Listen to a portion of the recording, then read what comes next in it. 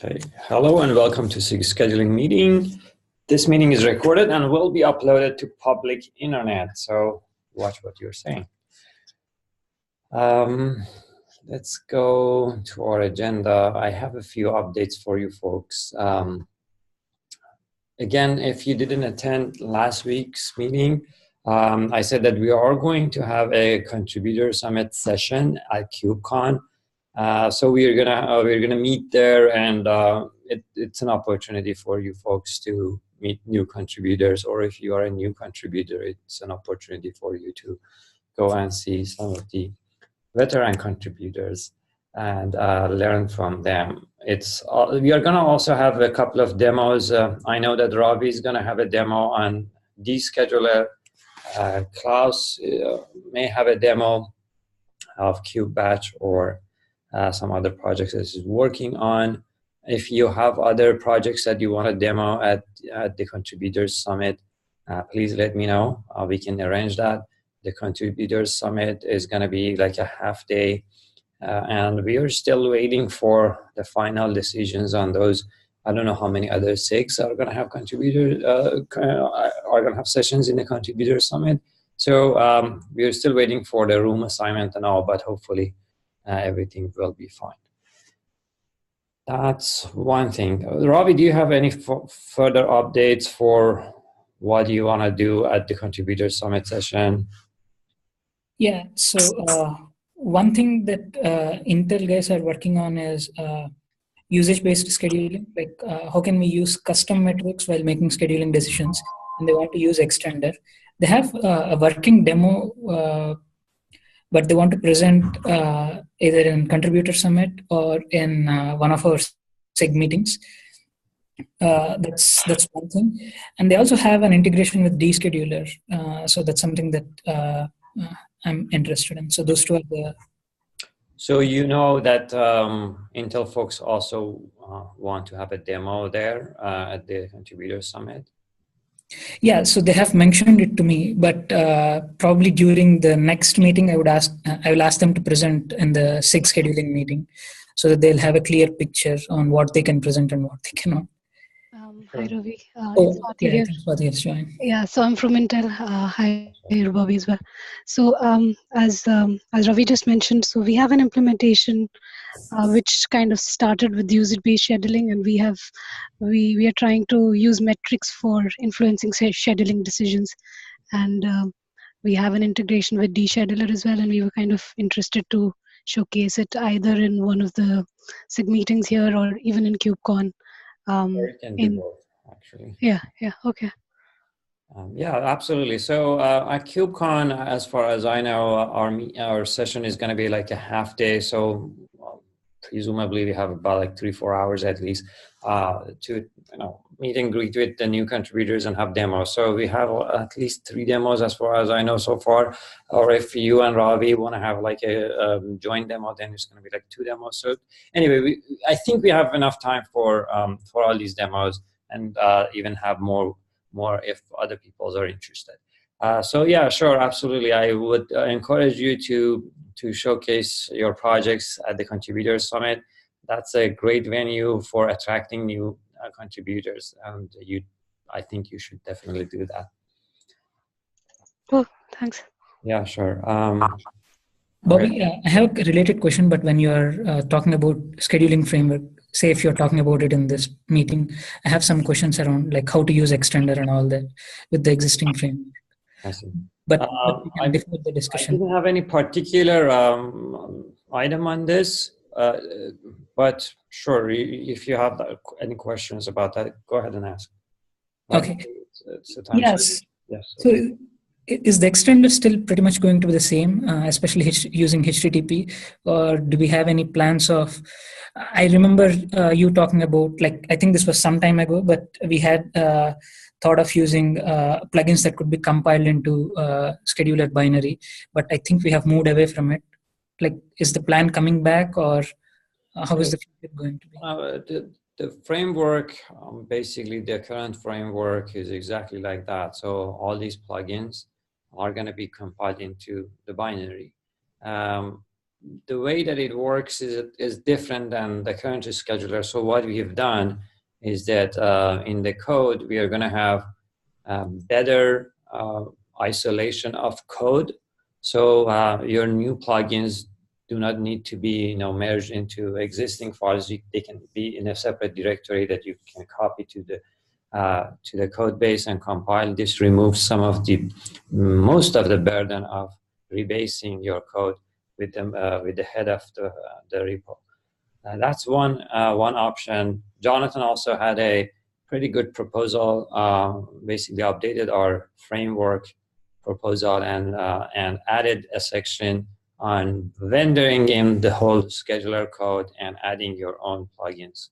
Basically, you create a repo for yourself for your plugin, and you vendor in the whole scheduler code, and you can just invoke the scheduler and pass a registry to it. The registry includes your plugin and other plugins that you may want to enable. And by doing that, you can basically have a custom scheduler now that has everything built in the binary, and you don't need to go through all the overhead of invoking extenders via HTTP interface and going through the overhead of marshalling and unmarshalling. So that's the plan. Yeah, that sounds interesting. And I have a couple of questions, but probably not here. I do not want to take much of time. Towards the end of this meeting, I don't have a whole lot of updates actually today. I have a couple more updates. If we have, I don't know, towards the end of this meeting, probably we can talk about it. Yeah. Sure. So another update is the event pod spreading. It got a couple of reviews from API folks, particularly I think Clayton and also Daniel Smith have commented on this PR. They have great comments, and I'm glad that this is getting closer to be finalized. Thank you very much, Ray, for your efforts on this. This is very valuable, and I think also some other reviewers of the KEP mentioned that this is going to be probably a better feature for many folks who wanted to use anti-affinity, but anti-affinity was a little bit too verbose and not very easy to use, and it had a lot of performance implications. So with this feature, hopefully we can give our users a better approach for spreading their pods in various failure domains. Thanks, Baldway.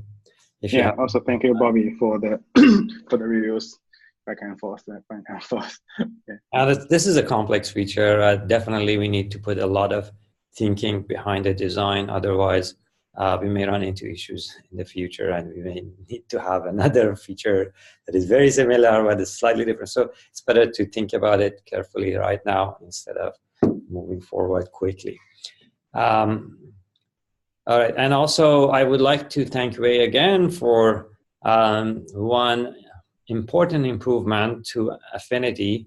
So Ray has been able to identify an area in the code that, due to log contention mostly, I believe, was taking a lot of time. He managed to remove the log contention with atomic variables, and also he managed to simplify a little bit of the code and change some of the types from floating point operations to integer operation. I don't know how much that has improved performance by itself, but we definitely know that floating point operations are much slower than integer operations, so probably that had some effect as well. But since these two were in a single PR, we know that both of them together actually improve performance by a factor of 2. So we have now affinity is, interpod affinity is 2x faster. So this is on top of a lot of other optimizations that we had done in the past. This is great news because I believe we are in the ballpark of like 4 to 5x slower than other predicates. You remember that we were 1,000x slower than other predicates. Interpod affinity and anti-affinity were 1,000x slower than other predicates, and now we're talking about like 4 or 5x slower. So this is this is huge improvement. Thank you very much for all the people who helped us reach to this point. These are all the updates that I had. Wei, if you have further updates about any of these features or anything that you want to talk about, please go ahead. Oh, just some thinking on when how I spot this improvement. Yeah. Actually, I thought the improvement won't help on the hard pod affinity in the beginning, because I don't think that helped for the predicate, right? But after I look into the code, actually for pod affinity, for the soft pod affinity, it actually uses a sort of the symmetric hard pod weight, something like that. So that if there is a pod affinity, hard or pod affinity, in the priority phase, it will calculate every time. So that's why this improvement also the hard pod affinity as well. Yeah, that was interesting to me too. Right? So, yeah. So basically, for other folks who don't have the full context, so Wei's optimization is applied to interpod affinity priority function, not the predicate function. But what we've observed is that even the predicate function calls this priority functionality and calculates basically a weight or basically soft pod affinity for existing pods of the cluster when it does the predicate. That's why the predicate has also improved as a result of this optimization. Although I don't know why we've gone through this path particularly. I kind of understand some of the reasons, but I feel like if we didn't do this part in the predicate, the feature would still be more or less as useful, I would say. This is something that could have been done differently. Anyhow, yeah, I also did a test when I used the benchmark pod affinity. I removed the interpod priorities, the function, and it can also get another 20% improvement. So that if I don't calculate those scores for a hard pod affinity, I can also get a 20% improvement. I can imagine. Yeah. Thank you very much for your help on all of these important features. Is it because of the metadata.go, which is like kind of shared between predicates and priorities? No, not exactly. It's because in the priority phase, for the interpod priority phase, it will look at every existing pod which has the hard pod affinity, and calculate that for each one to add, there is a field called symmetric hard pod affinity weight. So instead of +1 or -1, it just add that value to every match. So that is kind of involved every time in pod affinity priority phase. So this is why the performance is impacted. I don't know. As I said, I don't know why it was necessary, but anyway, it's now what it's done, and sort of in our API, it's hard to change at this point. I think Watch Tag wrote the original code. Maybe he has the full background. Yeah, maybe he had something. Although he himself is not greatly in favor of the affinity and anti-affinity, and he is the person who said that we should probably deprecate it. Anyway, there also, I would like to mention one other thing. There has been a lot of confusion about the future of anti-affinity in particular after we have this even pod spreading. So a lot of people ask us, so once we introduce even pod spreading, are we still going to have anti-affinity? It's going to be more or less the same feature. So first of all, there are a major difference between even pod spreading and anti-affinity. In particular, hard pod anti-affinity enforces only one pod per topology domain. Even pod spreading allows us to have much more than one pod, basically, as long as the pods are spread evenly among failure domains, we can have as many pods as we want. So if, for example, you have 10 pods and 2 zones, and you want to spread among the 2 zones, you can have 5 pods per zone. In anti-pod affinity, if you specified hard pod anti-affinity per zone, then you would end up having only 1 pod per zone, and 8 of those pods would not be scheduled at all. So this is, first of all, this is one main difference between the two. Going forward, we think that we are going to have, we're going to basically support only node or host name as a topology for anti-affinity in the future. We may not necessarily drop support of other failure domains from anti-affinity right away. This is going to go through some deprecation process, and I'm still not so sure if we are going to deprecate it.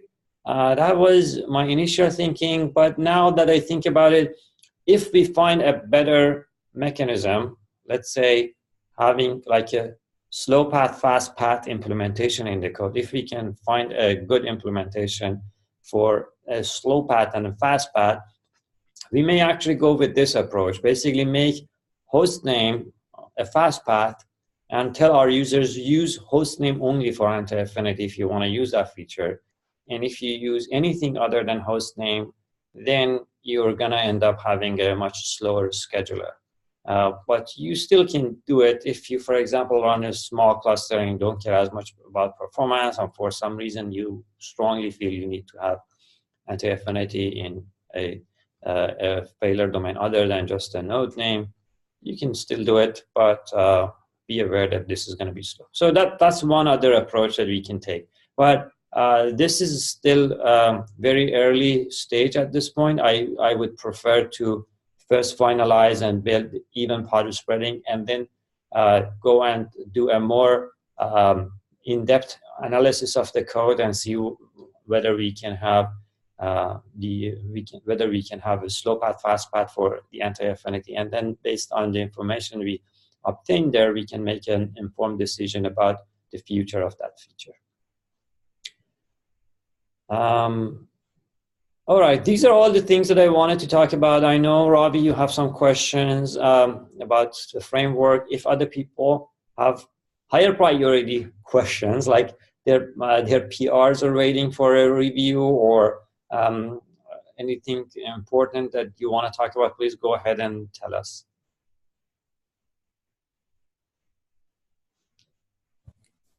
Okay, Ravi, your turn. I guess people don't have any.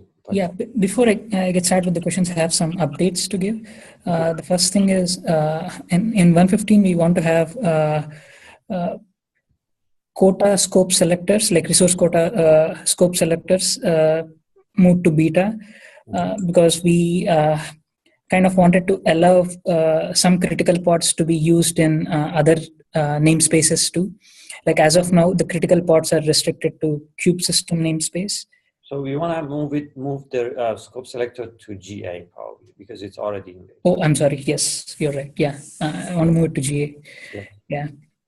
But while working on it, I noticed that even if we have resource quota enabled by default in beta, we are still not able to create critical pods in namespaces other than kube system because of the restriction that we have in kube system. In priority admission plugin. Correct.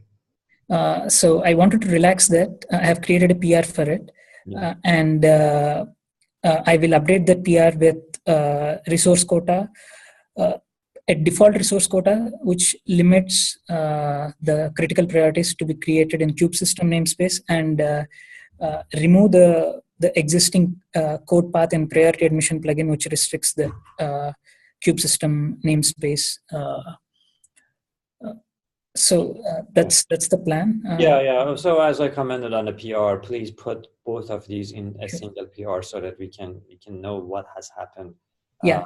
In the current form, it's, if one PR goes in and the other one doesn't, then we are going to be in trouble. And since this is like security sensitive, we should probably put it in the single PR. Yeah, I'll do that. That's one update, and there is another plugin called pod node selector admission plugin. That's something I've discussed with Bobby This is something that I wanted to be enabled by default because there are some functionalities in other components, other distributions that are pretty much similar to what we are doing in this plugin. But one of the concerns that Bobby has raised is it uses an annotation, and we wanted to move away from annotation-based model. So I haven't raised this up with SIG architecture yet, but this is something that I plan to do as part of 115. Okay, sure. Yeah, the annotation part is something that we are discouraged from doing. So I remember that I had a talk with Brian Grant, and Brian Grant said that we should never use those as a way to convey configuration. So yeah, we should definitely talk with SIG architecture or SIG API folks to see what is the recommended approach there. But otherwise, the whole idea is fine, but it's just the implementation, which is now a little problematic. Yeah, I'll look more into it. Like the plugin supports both annotation as well as we can have custom config file through which we can tell the default node selector for both cluster level as well as namespace level. So that's another option. Say if we can like remove the annotation based path and then just have this particular config file supported. That's another way. Yeah, sure. Yeah, I honestly, I don't have a whole lot of preference or strong technical inclination towards any of these because it's a little farther away from my field of expertise. It's, the API folks have a lot of other criteria to accept or reject a particular idea that they know better. I prefer to ask those folks and they may have some better guidance there. Okay. I just want to get started with the question, like one basic question that I have. So for the framework, so say if we have the kube scheduler code rendered in, at this point of time, the scheduler is not independent repo as such, like we have to pull in the entire Kubernetes repo. Is that the plan? So actually, that was something that we were thinking about as well, to probably move the scheduler to its own repo so that you don't need to check in all the things from the Kubernetes. We might actually do it at some point. At the same time, given that the scheduler reads a ton of stuff from the API server, so the scheduler has a pretty long chain of dependencies, right? So there are lots of our API, Kubernetes API that that scheduler depends on. So even though we may move it to our own repo, in terms of pulling in code, you will still end up pulling in a lot of code. If basically size of binary or things of that sort is the question, it's not going to be a whole lot better than what it is today. But in terms of like code cleanliness and the code that the developer needs to deal with, in that case, it'll be better, I think, if it has its own repo. And if I might just add some thoughts to that, I mean, one of the nice things about the scheduler extenders is that you literally just, pull the standard container image for the scheduler and then combine that with your own code.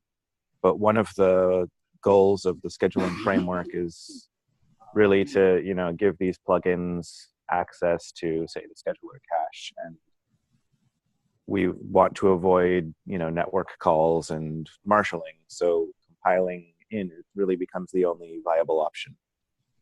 Yeah. And also the Go dynamic linking plugins functionality has a lot of shortcomings that prevents us from being able to make effective use of that instead. So if anyone has suggestions on ways they think this particular developer workflow can be improved, I would love to hear it. Yeah, so another thing that I was thinking about yesterday was the use of the new Go module feature of Go. So I don't have any in-depth thoughts about that, But two possible obvious options that come to my head is to one, to have these plugins becoming like Go modules that are then consumed by the scheduler, and two, the other option, make the whole scheduler like a Go module that some of these plugins import and call. So these are the two obvious options. Maybe there are other better options, but the use of Go modules for building the framework is also another thing. These are all, in my opinion, still orthogonal to the actual idea and the implementation that we are working on.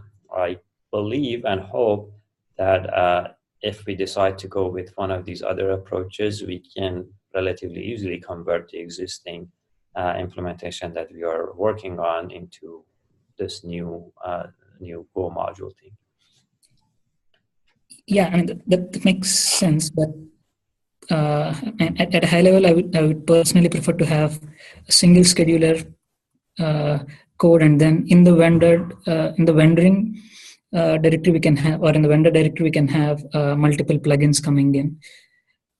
That's the approach that I would prefer. That's one thing. The second thing is the extender. With the extender approach, we never had to compile, meaning we just had to change a config file and have like multiple extenders and other things available. But now we have to compile. So would extender still be supported going forward?